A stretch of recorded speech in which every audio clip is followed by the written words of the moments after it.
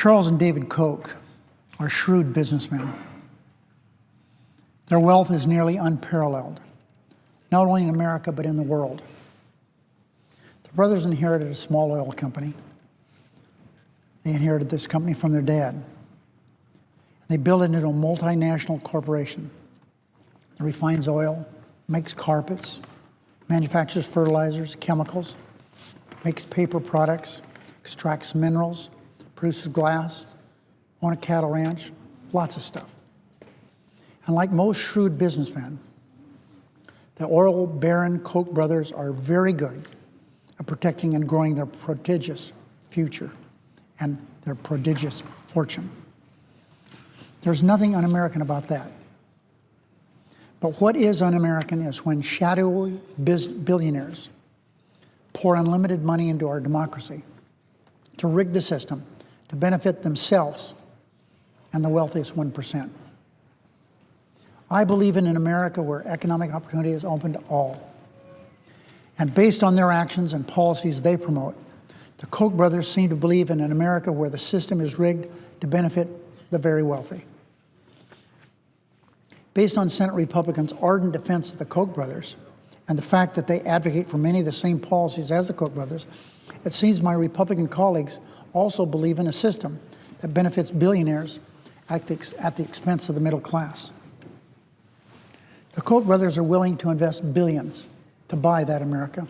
They're investing billions to buy that America. In 2010, the Supreme Court opened the floodgates of corporate money into electoral politics. That was with the Citizens United decision.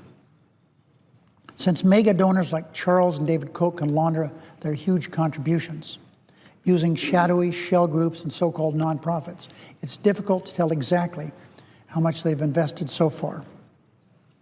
Investigating reporting by some of the most respected news outlets in the country has revealed that the Koch brothers funnel money through a web of industry groups and advocacy organizations that are immune from disclosure rules, such as the Club for Growth, Heritage Action, NRA, and the United States Chamber of Commerce. We may never know how much money the Koch brothers are spending to rig the system for themselves. But we do know their investments have paid off already. In November 2010, the petroleum industry walked right through the door the Supreme Court had opened and spent hundreds of millions of dollars to elect a Republican majority to the House of Representatives. That Republican majority has effectively shut down any hope of passing legislation to limit the pollution that has caused climate change. And that Republican majority is, in fact, working to gut the most important safeguards to keep cancer-causing toxins and pollutions that cause sickness and death out of the air we breathe and the water we drink. Without those safeguards, the Koch brothers would pass on the higher health care costs to middle-class Americans while padding their own pocketbooks. So the Koch brothers are already seeing a return on their 2010 investment in a Republican House of Representatives that do what they want done. But they certainly haven't stopped there, Madam President. The Koch-backed Americans for Prosperity alone spent $400 million in misleading attack ads last election cycle. And if you've seen an ad recently maligning the Affordable Care Act or Obamacare, chances are significantly that these ads are Koch brothers or one of the shadow groups paid for by the Koch brothers. Koch-backed groups have spent a vast sum trying to elect Republican Senate candidates this year, a sum that dwarfs even the National Republican Senatorial Campaign Committee's own spending. The Koch brothers and other moneyed interests are influencing the political process for their own benefit in a way not seen for generations. Republican senators have come to the floor to defend the Koch brothers' attempt to buy our democracy. Once again, Republicans are all in to protect their billionaire friends. Not only have Senate Republicans come to the floor to defend the Koch brothers personally, they have again and again defended the Koch brothers' radical agenda, and it is radical, at least from the middle class perspective. Senate Republicans have opened so many different avenues to oppose closing a single tax loophole. Senate Republicans opposed closing even a loophole for these oil companies or corporations that ship jobs overseas. And this benefits the Koch brothers. Senate Republicans opposed asking billionaires to pay the same higher tax rate as in middle-class tax families, as so illustrated by Warren Buffett. Senate Republicans have opposed environmental and workplace safety standards that might cost Koch brothers or their corporate donors a few extra dimes, a few extra dollars maybe. And the Koch brothers are returning the favor with huge donations to Republican Senate candidates, either directly or indirectly. Senate Republicans, Madam President, are addicted to Coke. In fact, Senate Republicans hardly need the NRSC anymore, which for decade after decade was the main funding tool for the Republican Senate. Not any longer. The Koch brothers take care of that.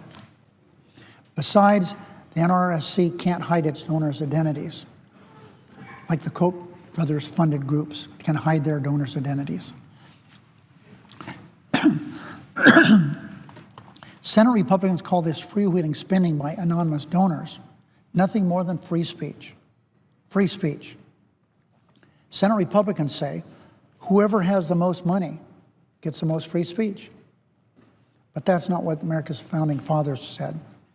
They didn't mean that by free speech. The founders believed in a democracy where every American had a voice and a vote. This discussion, this fight, isn't just about health care or even about a few $100 million in disingenuous ads. This is about two very wealthy brothers who intend to buy their own Congress. A Congress beholden to their money and bound to enact their radical philosophy. Witness this, Madam President. Senators beholden to wealthy special interests, Republican senators, rush to the floor to defend the Kochs whenever I say something negative about the brothers or their radical agenda. By the way, the words radical agenda aren't my words.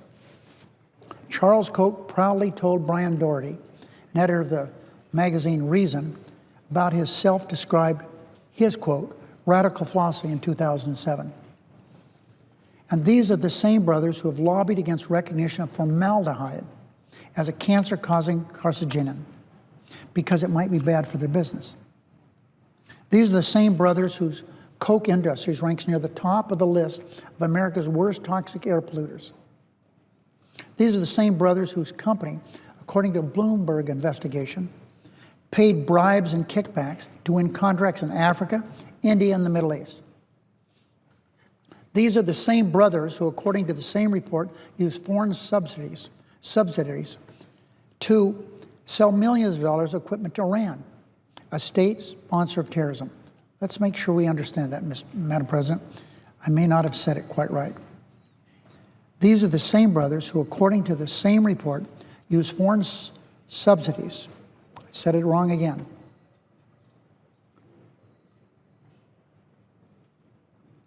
Foreign entities is the word.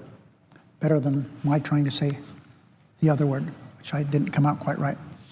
These are the same brothers, tried the third time, who, according to the same report, use foreign entities to sell millions of dollars of equipment to Iran, a state sponsor of terrorism. We all know that. The Koch brothers already believe they can play by a different set of rules. Think about how an American rigged by the Koch brothers would look. The Koch brothers don't care about creating a strong public education system in America. The Koch brothers don't care about maintaining the strong safety net of Medicare and Social Security. And the Koch brothers don't care about guarantee of affordable, quality health insurance for every American. That's obvious from the misleading ads that they have paid for all over the country. Why? Because the Koch brothers can afford to buy all the benefits and more for themselves and their families. Their extreme vision for America means abolishing Social Security, Medicare. Their extreme vision for America means eliminating minimum wage laws. Their extreme vision for America means putting insurance companies back in charge of your health care and deny coverage for pre-existing conditions. That's the way it used to be. And I guess that's what they want, running all these ads.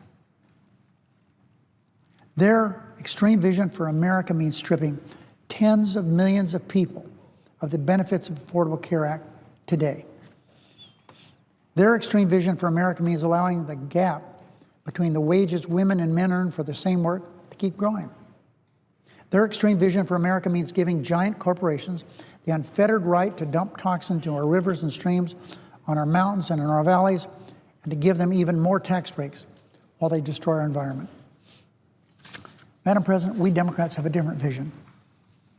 Democrats believe the economy is strongest when the middle class is vibrant and growing. Democrats believe world-class education leads to world-class work.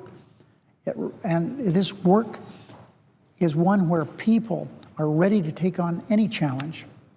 Right now, Madam President, there's at least 3 people for every job that's available. Democrats believe in an even playing field with higher wages, affordable health care, and a secure retirement for every American, so that every American can have a shot at success. I welcome a debate over these competing visions. Average Americans share our vision for a country whose success is built on a strong middle class. And the Koch brothers know Americans share our vision for a country whose success is built on a strong middle class. And that's why, rather than have an honest and fair debate, they're pouring hundreds of millions of dollars into a massive campaign of deception. They manufacture stories. They make up facts. They're angry that I'm calling attention to their campaign of distortion and deceit. Madam President, I'm not oblivious that my comments about the Koch brothers have caused some controversy. Anyone who's turned on Fox News lately knows I've gotten under their skin, but I'll continue to shine a light on their subversion of democracy. When I hear my Republican colleagues defending the Koch brothers, as they have, I recall the words of Adlai Stevenson, where he said, and I quote, "I've been thinking that I would make a proposition to my Republican friends that if they will stop telling lies about Democrats, we'll stop telling the truth about them," close quote. And as long as the Koch brothers continue to spend hundreds of millions of dollars buying elections, I'll continue to do all I can to expose their intentions.